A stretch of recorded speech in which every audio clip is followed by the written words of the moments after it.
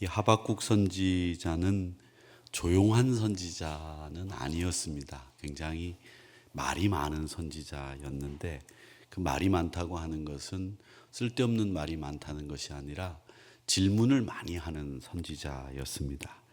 그의 질문은 하나님을 밀어내는 질문이거나 또 신앙이 없는 질문이 아니라 하나님께 어떻게 하면 더 가까이 하나님을 더 붙드는 이런 질문을 이 하박국 선지자는 계속했습니다. 그리고 그는 현실을 외면하지 않습니다. 유다의 죄도 보고 바벨론의 악도 분명히 봅니다. 그리고 그 모순을 안고 하나님 앞에 서죠. 1장 13절의 말씀에 보면 하나님 어찌하여 거짓된 자들을 방관하시며 악인이 자기보다 의로운 사람을 삼키는데도 잠잠하시나이까 이렇게 묻습니다. 이 질문은 다소 불경해 보입니다. 이 질문은 하나님의 공의를 끝까지 신뢰할 수 있는 사람이 할 수 있는 질문입니다.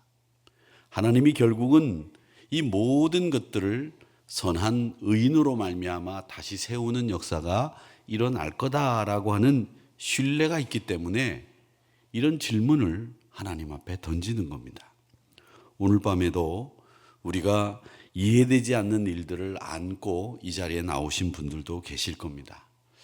도무지 왜 이해되지 않는 이런 일들이 내 주변에서 일어날까? 말하지 못하는 질문들, 기도하다 멈춰버린 탄식들, 우리 안에 쌓여 있습니다. 그러나 하나님은 이런 질문을 싫어하시는 분이 아니라 질문을 가지고 나오지 않는 것을 더 아파하시고 질문을 가지고 나오지 않는 성도들을 더 눈여겨보고 계시다는 것을 아셔야 합니다. 하나님은 여러분들이 많은 질문을 하시기 원합니다. 하나님, 왜 이런 어려운 일들이 저에게 생길까요? 왜 저는 이런 일을 이해하지 못할까요? 하나님, 저에게 이런 일이 생기는 것에 대해서 충분히 납득할 수 있도록 이해시켜 주시면 안 되겠습니까? 이런 질문들을 하나님 앞에 던지는 것이 하나님의 관심을 더 끌 수 있는 것이고 또 하나님은 그런 질문에 대해서 가감없이 잘 대답해 주시는 분이 우리 하나님이시다라는 것을 여러분 기억하시고 하나님은 여러분들이 하박국 선지자처럼 질문을 가지고 나오는 것을 대단히 좋아하신다라는 것입니다. 하박국 선지자는 논쟁을 하지 않습니다. 그는 자리를 옮기죠. 하박국 2장 1절의 말씀에 보면 이렇게 이야기합니다. 내가 내 파수하는 곳에서 서며 성루에 서리라. 그가 내게 무엇이라 말씀하실지를 기다리고 바라보며 나의 질문에 대하여 어떻게 대답하실는지 보리라 하였더니 이렇게 이야기합니다. 여러분, 파수대가 어떤 자리입니까? 여성분들은 이 파수 자리에 아마 가보시지 않으셨겠지만 남자들은 군 생활을 하면서 초병이라고 하는 위병 근무나 초병 근무를 하면서 이 어떤 것을 지키는 자리에 서본 경험들이 있습니다. 파수대는 늘 침묵으로 견디는 자리이고 적이 올 때를 정확히 파악하고 적이 접근하는 것을 모든 대원들에게 알려야 되는 임무를 가지고 있는 사람이 파수대에서 근무하는 초병의 임무입니다. 아무 일도 일어나지 않을 것처럼 사실 보입니다. 조용합니다. 그런데 어떤 순간에 그 파수대 앞에 어떤 일들이 벌어지는 겁니다. 뜻하지 않은 일들이 벌어지는 겁니다. 그래서 하나님은 우리가 조용해질 때 가장 깊이 일하신다고 하는 말씀을 하십니다. 그렇게 기다리면서 하나님의 대답을, 하나님의 응답을 기다리는 것이 지금 하박국 선지자의 태도인데 이 기다리는 것은 여러분 포기가 아닙니다. 또 기다림은 무기력하기 때문에 기다리는 게 아니죠. 기다림은 하나님, 제가 말하지는 않겠습니다. 이렇게 고백하는 신앙의 절제가 이 기다림입니다. 하나님 앞에서 말을 하는 것이 아니라 하나님의 응답을 기다리면서 조용히 하나님의 때를 기다리는 자신의 절제가 있는 시간이 기다림의 시간입니다. 오늘 이 밤 우리가 해야 될 기도가 참 많이 있습니다. 설명도 들어야 될 일들이 많고요. 우리가 알아야 될 일도 많고요.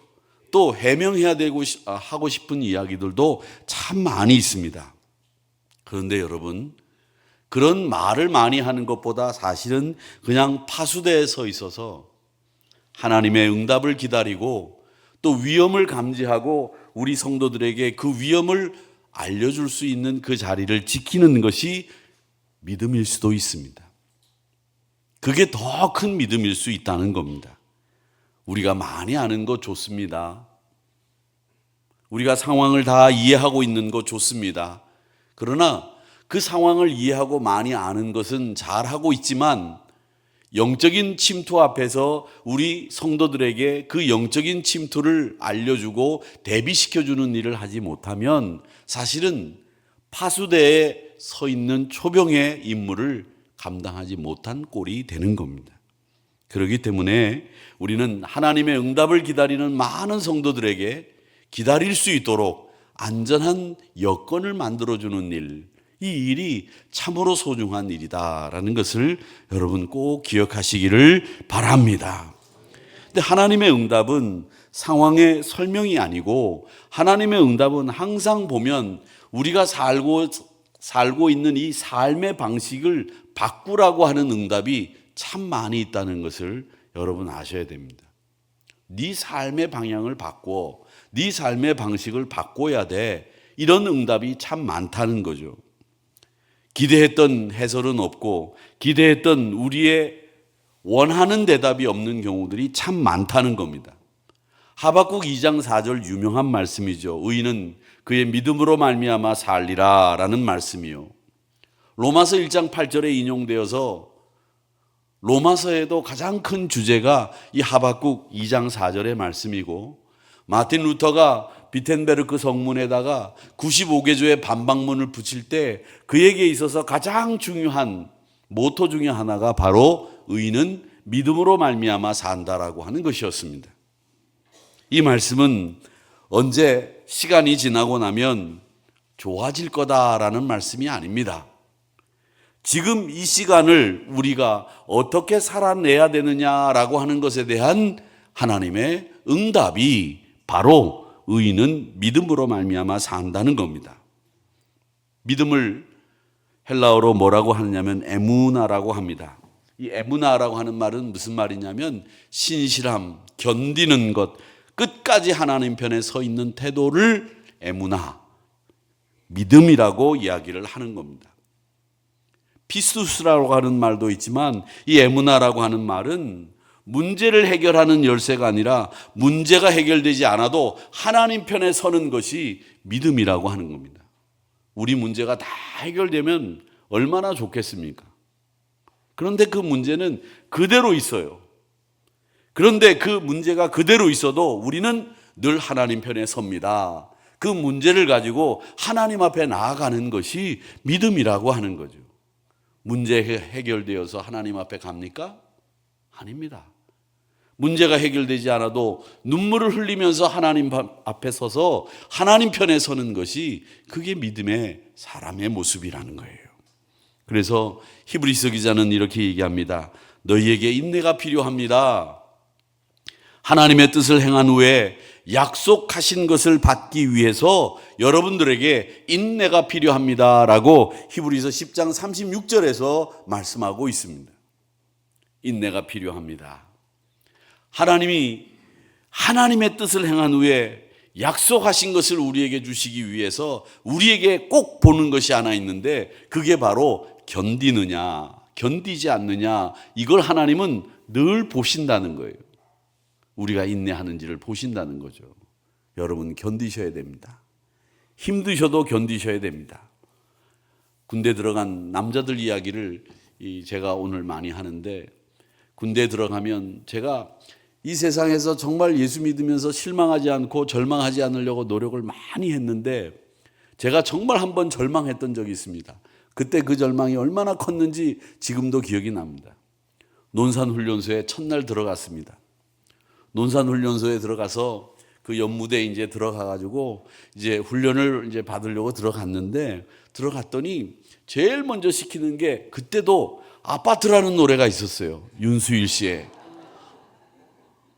그러면서 담배 피는 사람들 보고 라이터를 켜래요. 근데 저는 이제 담배를 안 피니까 라이터가 없었는데 라이터를 껐다 켰다. 요즘에는 이제 핸드폰에 후레쉬가 다 있기 때문에 그걸 켜지만 그때는 핸드폰이 없었을 때니까 라이터를 막 켜래요. 그러더니 윤수일의 아파트 노래를 합창을 하라는 거예요. 그래서 모르는 노래를 다 따라 이제 부르고 난 뒤에 밥을 먹었습니다. 첫 끼를 밥 먹었죠.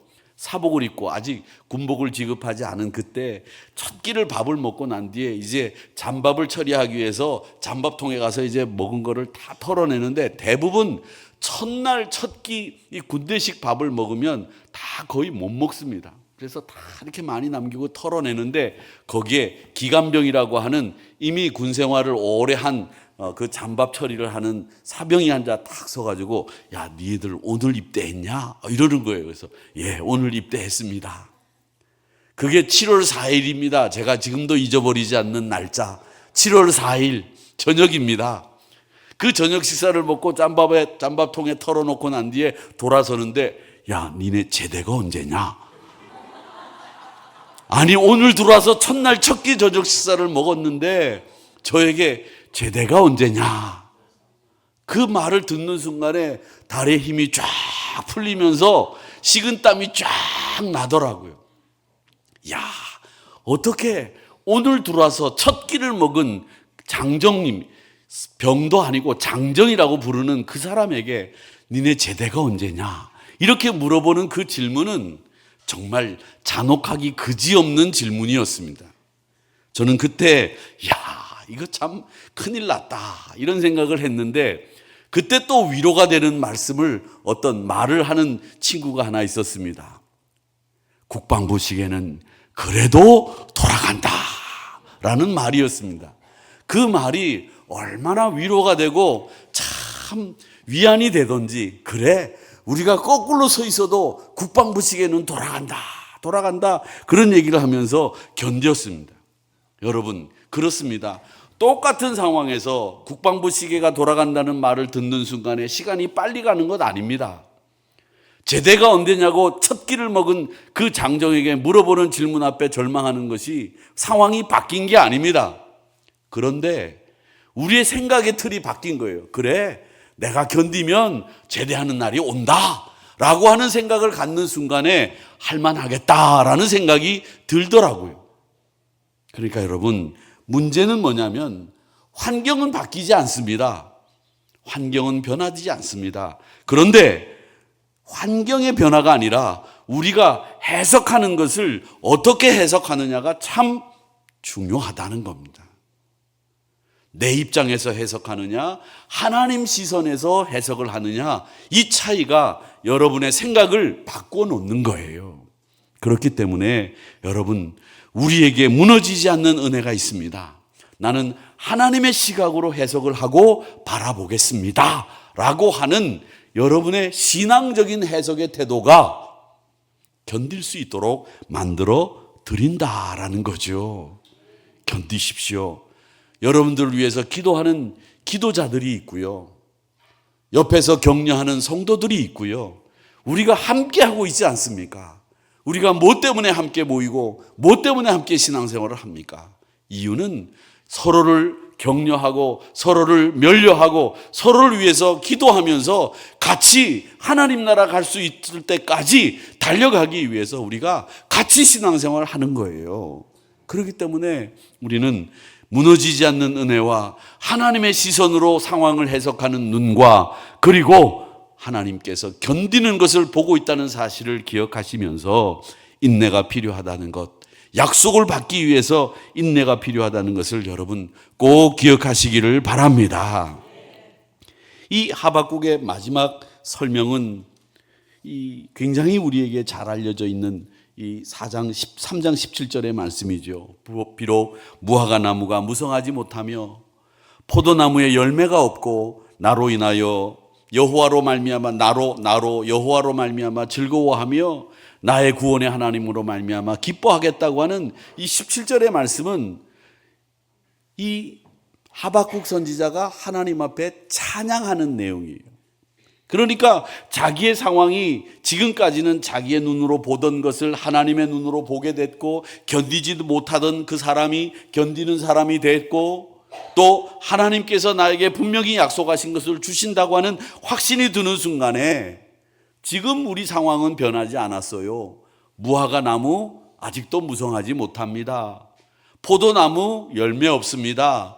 그런데 나는요, 이 변하지 않는 환경 때문에 절망하거나 실망하지 않습니다. 하나님 때문에 기뻐하고 하나님 때문에 즐거워하겠습니다 라고 하는 찬양을 하는 것이 이 하박국 3장 17절의 말씀이라는 거예요. 여러분, 환경을 바꾸어 주는 것 좋습니다. 변하는 것 좋지요. 그런데 변하지 않아도 우리에게 든든한 신앙의 줄이 있는데, 그것이 뭐냐면 여호와 하나님이 나를 붙잡아 주고 계시고 여호와 하나님이 견디는 나에게 약속을 주신다고 말씀하셨기 때문입니다. 오늘 이 금요 심야 기도회에 문제가 해결된 사람들이 모이는 자리가 아니잖아요. 이 자리는 응답이 오지 않은 분들이 하나님을 놓치지 않기 위해서 모인 자리입니다.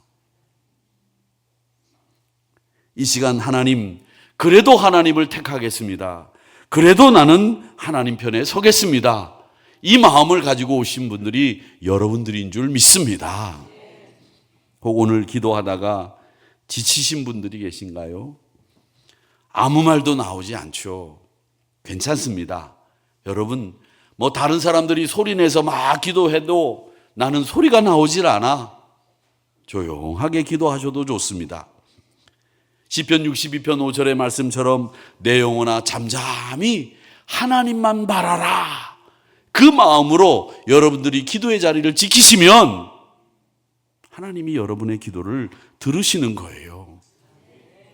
사랑하는 성도 여러분, 우리는 약속과 성취의 사이에서 기다리는 사람이에요. 하나님이 약속하신 것, 이루어질 것을 기다리는, 그 사이에서 기다리는 사람이에요. 대림절은 바로 그 시간을 통과하는 절기입니다. 여러분, 주님 다시 오신다고 약속을 해주셨고 그 시간의 때는 하나님의 권한이라고 하셨습니다. 믿음이라고 하는 것은 모든 것을 이해한 후에 맡기는 게 아니고요, 이해되지 않는 밤에도 하나님의 손에 붙들리는 것이 믿음이라고 하는 것을 기억하십시오. 그 믿음이에요. 이해되지 않는다고 난 못 믿겠다. 아니에요. 이해하지 못해도, 설명이 누가 잘 해주지 않아도 설명을 하나님의 손에서 꽉 붙들린 바 되는, 이게 바로 믿음이라고 하는 거예요. 오늘 이 밤에 여러분 각자의 파수대에 다시 서시는 시간이 되시기를 축원합니다. 말씀하실 하나님을 신뢰하면서 조용히 끝까지 기다리는 의인의 믿음으로 이 밤이 지나가기를 주님의 이름으로 축복합니다.